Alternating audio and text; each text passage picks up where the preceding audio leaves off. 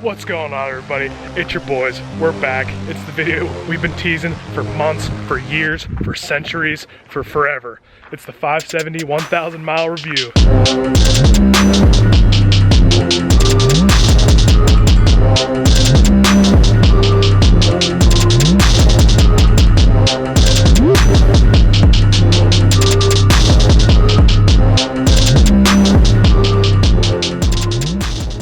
Special video for 570 subscribers. We're finally releasing the video for 570 subscribers. Thank you to everybody who subscribed. The fucking support is amazing. We're gonna get right into this review. Obviously, we've had two 570s on the channel before. This one's the one that we still have, has 1,000 miles. Mine that I got rid of. If you've been a fan of the channel for a little bit, you remember mine. It had a lot of problems, but we're gonna review this one.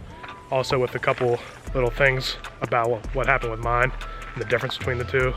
But yeah, we're gonna get right into it. First thing we're gonna go over with this thing is its power. The 570 has 44 horsepower. Actually got a lot of power for a 570. Its top speed is probably around 65 max. It's a really good beginner four-wheeler, I think. I would recommend a 570 over a 450 because I heard the 450 is more of like a, maybe just like a farm four-wheeler, I don't know. You don't wanna be one of those like old men just cruising around on your farm, do you? You want to actually go have a little bit of fun, maybe pop a wheelie here and there. So, man, that's a straight diss to the 450 owners. I mean, step it up a little bit. I mean, I'm only at a 570, so I mean, I don't have too much room to talk, but like, come on now. Pricing is actually very good for a 570. It's around like $6 grand, 6,500. I don't know. We got brand spanking new. Yeah, brand new. When we got them, we got these put on. The racks, the tires, and the wheels, and I think mine total was like 7,500, and I still think that's pretty cheap.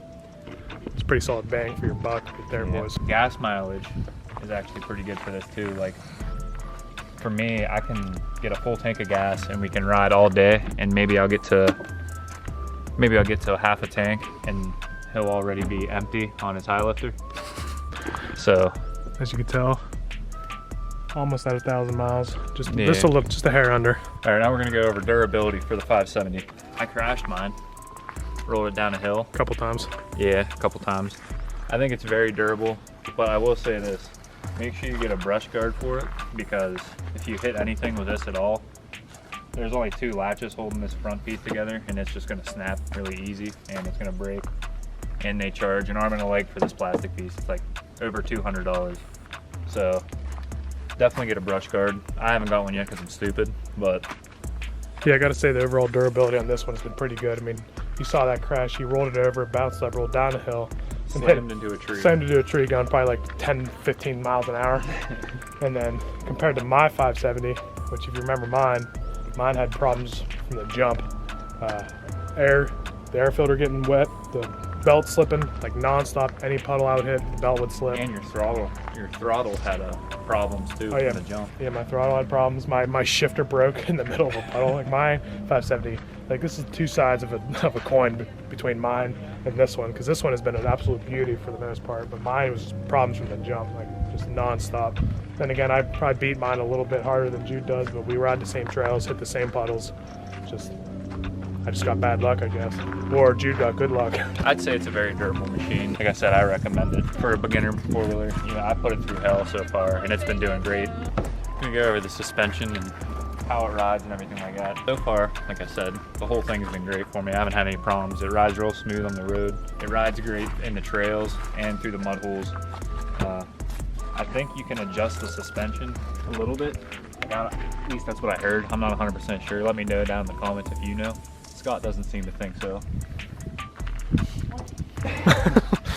Now this thing was pretty good in the mud, but as we said before, we had different tires that are definitely a lot better in the mud than the stocks. If you remember when I popped my tire on mine, and I had to put the stock ones back on because we still have Jude stock tires in the garage, brand new.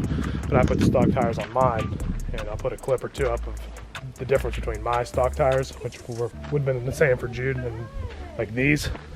There's a huge difference, and obviously you got those that are just literally just on a whole different level. But made for mud. You wouldn't. It's crazy the difference between something like that and just the normal stock tire. Like if you're gonna get a mod for this, like tires, especially if you're in the mudding and stuff like that, tires would definitely be like one of the first things you should do. Say if you're more of like just a trail rider and you ride on the road sometimes too, I recommend something like these because they're not super aggressive. The Outlaw 2s can be a little rough on the roads and stuff. Those are mainly just for mudding, mud holes and everything like that, but these can pretty much do it all. Another thing that we can't say about ours and about this one is we don't do towing. I know a lot of people use this machine and like the 450 and this machine for like towing for like around the farm or whatever you would do. That's something we have never done and never Actually, I had to tow him back before because his died out in the middle of the road. Well, I'm not really talking about that kind of towing. I'm talking about actually hooking something up like a trailer and something like that. So we don't really have any input on that. I'm sure it's great, but we never really had any kind of use for that. So, but hey, I did have to pull this guy back on a 570 just like this. Yeah, I mean, he pulled me back great because mine that was the beginning of the end for my four-wheeler. That was when it was really just going down the shitter. Yeah. Also, this thing can carry a cooler. So I mean. Yeah, the really good mod too is getting these rails. Obviously, if you had a passenger or something, but something better for them to hang on to, hook down some stuff to it, and do a lot of mods to it. Like, obviously, we talked about the wheels and tires. Jude put on a RJWC exhaust, which is the most obnoxious sounding loud exhaust you could possibly buy, but they also have quieter ones, but whatever you want. And then you got the snorkel kit, which was my snorkel kit. I used literally one time. I bought it and used it one time, and then my four-wheeler, and then I gave it to Jude and replaced this whole front end. So, but there's definitely a lot of mods you can do to these. It seems like Polaris, I think this could be my fault, probably is, but they like to shut off randomly and stall out. But I think that could be me because I put on the tuner and then I messed with it a little bit and then I took it off. And I think I might have just messed it up. But I've seen from other YouTubers and other videos that theirs likes to stall out too, and I don't know why. That's just one small problem that I've had so far. Yeah, so if you're gonna tune your machine, unless you really know what you're doing, you should probably just get somebody like a professional that knows what they're doing to hook it up. Even though I think it's supposed to be fairly simple, like a plug and play type thing, but obviously we're stupid and we mess everything up. So I'd probably get somebody who knows what they're doing. I do also have another complaint. Hold on, we're racking up the complaints now, guys. Come over here. This thing, the stupid little plastic throttle, it sucks. Okay, so I was just putting my knee over, my knee hit the bottom of it and it just snapped and went flying. Yeah, we convinced Jude to go through this mud hole that he didn't want to go through. And he went through it, he knew he was gonna get stuck, but he went through it anyway, full send, got stuck, and literally his knee, I'll try to put a clip of it, his knee literally just tipped the throttle. It literally just snapped and went flying. So I had to get on Amazon and get a aluminum one or metal one, and it's been working fine ever since. It was cheap too. It's an easy mod. So overall, my opinion about this four-wheeler is great for like a first person like us. Like when we first got into riding four-wheelers and stuff, it was like perfect, good speed, good overall on the trails and through the mud and stuff. It really all depends on what kind of riding style you do also. Like if you're just mainly mudding, I would go with a high lifter.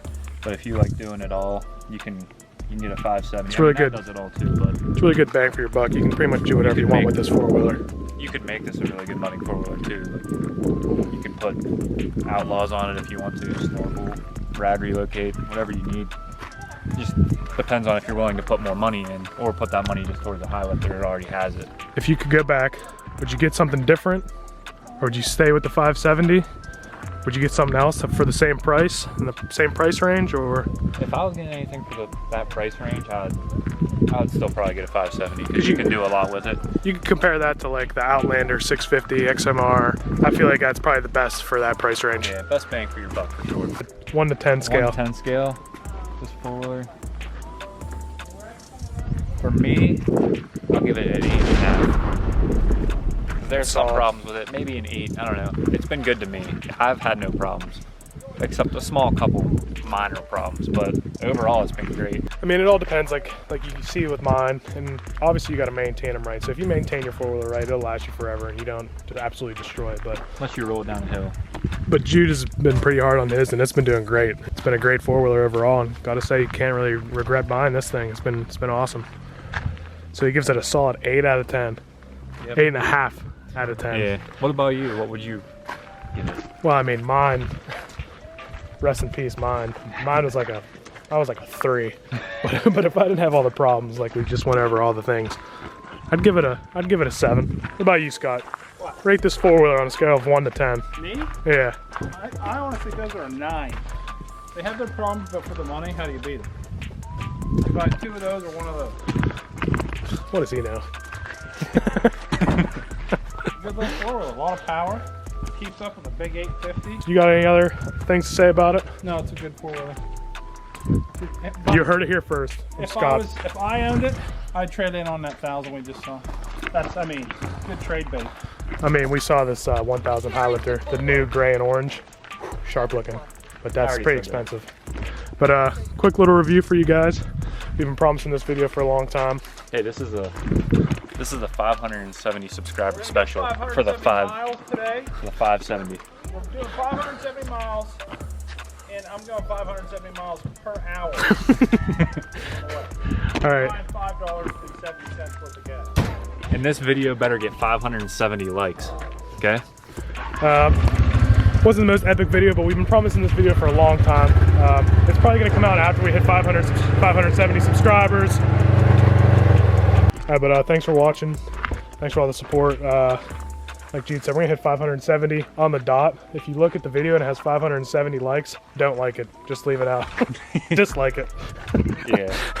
570 likes, 570 dislikes, 570 comments, and If this video gets 570 likes, we'll get a new machine for the channel. oh shit. Ooh. What? All right. So On record. we'll see you guys next time.